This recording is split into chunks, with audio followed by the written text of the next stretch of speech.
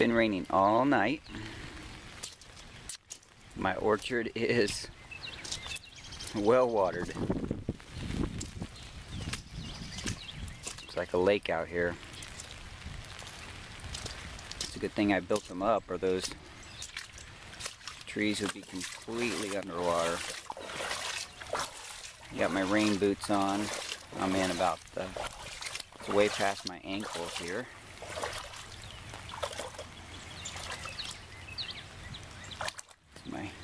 My nectarine trees, my pear trees, my apple trees. Since we've lived here, we haven't seen this much rain. It's been a drought here in Texas all last summer for this is the road. Our neighbor's pond across the street is getting full. That's good for him.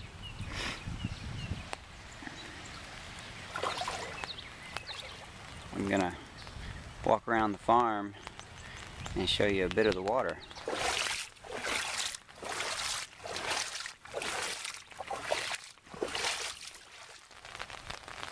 Where a lot of the water runs down off the property into this low area here and then spills out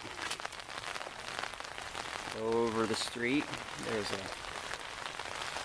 a drainage there. You can see a little bit of a whirlpool, but it's mostly just going right down the street. Some of it's going across the street into the pond, into the neighbor's yard.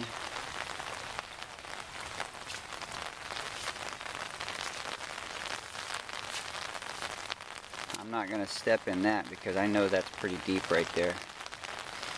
But it comes off, you can see it coming off the neighbor's property. They're kind of, their side of their property is flooded. And it's channeling down off ours. And here's the chicken coop, the side yard, the west side, and the house. The house sits high enough, none of this is getting in it, but look at all this sitting on the ground, all running to the front. Makes me wish I would have put more money and time into my rainwater collection system, which I didn't get done this summer. I'll focus on that next summer, hopefully. The chicken run, where the ducks live, they're quite happy today because it's more like a pond. They do have access to the coop, so they don't have to sit in that all the time.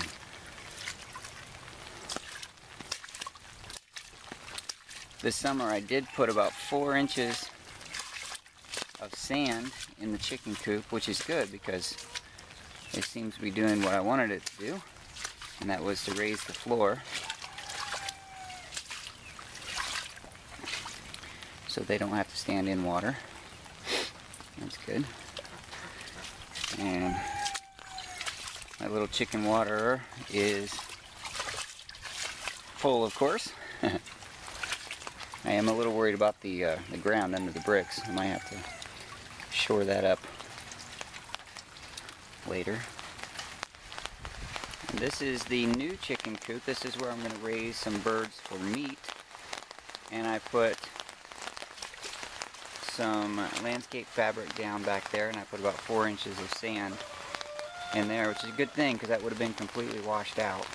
That landscape fabric, keeping that sand from sinking into the mud. And this is the Wyandottes and Silkies over here. They're pretty good. They don't get a whole lot of water running through their place. They have that berm behind them, kind of keeps the water off of that. But it's running all around it. Here we are again in the running water. This is coming off the back of the property. This is normally just a dirt trail.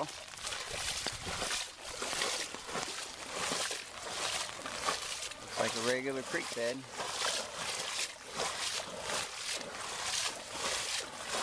Or a creek, as I grew up saying. This is somebody,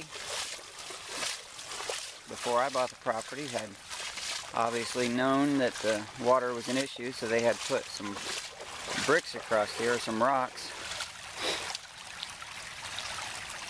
and it's holding things back. It's just spilling over the top. And here it is going through the meadow.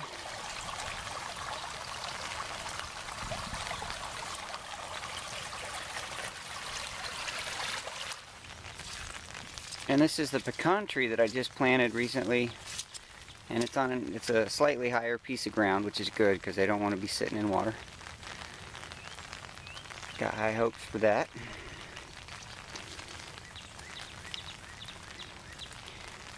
Little water trail running on the other side of the meadow toward the house.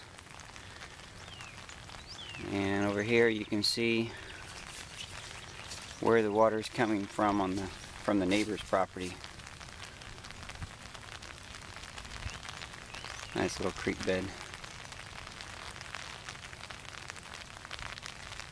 But here's the pool, and my little enclosure for the pool is a pool. It is a pool. The pool's very, very full. A little bit green right now since it's been winter and raining. And we can put Scooter in this. got the berm behind the pool. It's collecting a little water at the bottom.